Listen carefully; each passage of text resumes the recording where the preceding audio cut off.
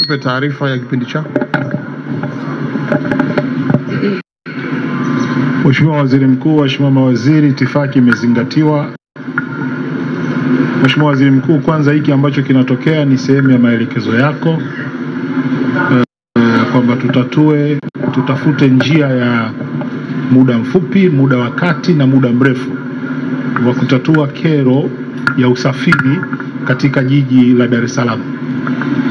Kama ambavyo imeainishwa na mkuu wa mkoa wa Dar es Salaam, kampuni ya UDART kwa mara ya kwanza ilipoanza mwaka 2014-2015 ilipokea gari 140, lakini mwaka 2017 ikapokea gari 70.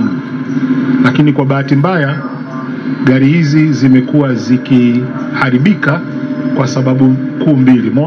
Moja, muda wake wa kuishi kwa maana life span umekwisha, kwa sababu ilitarajiwa kati ya miaka 8 mpaka 9 gari hizo either zifanyiwe major recondition kwa maana ya ukarabati mkuu wa kung'oa injini na kadhalika, au kingine ambacho kilipaswa kufanya ni kununua magari mapya. Bahati mbaya hivyo vyote havikufanywa, na kama unakumbuka Mheshimiwa Waziri Mkuu, kampuni ya mwenza sekta binafsi ambayo magari haya kati ya magari 60 mpaka 70 yalipata heka ya kuingiliwa mafuriko pale Jangwani, na ulifanya ziara ukayaona yale magari.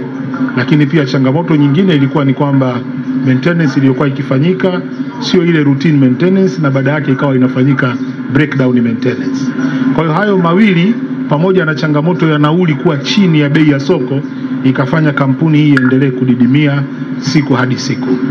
Lakini hii katika short term solution ambayo tumeipata ya kufanya makubaliano na wenzetu wa Moffat waingie kipindi cha mchache watuokoe ili huduma wananchi waendelee kupata. Kingine ambacho tumekifanya ni kuagiza magari mapya kutoka kule nchini China kwa kukubaliana na benki ya NMB ambayo inamalizia process kadhaa, ambapo tunaamini zile zikija zitatosha kuja kutoa huduma kwa wananchi wa Dar es Salaam, na wakati huo kupunguza kadhia ambayo imekuwa ikiwakuta.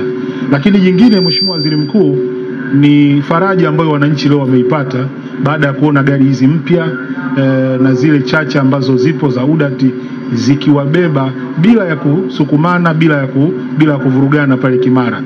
Nilikuwepo leo alfajiri pale Kimara na nimejishuhudia kwa macho yangu kwa namna ambavyo huduma hii inafanyika. Mheshimiwa Waziri Mkuu, ni kuhakikishie tu kwa partnership hii kati ya UDART na Moffat hakutatokea tena crisis ya namna ile ambayo ilitokea.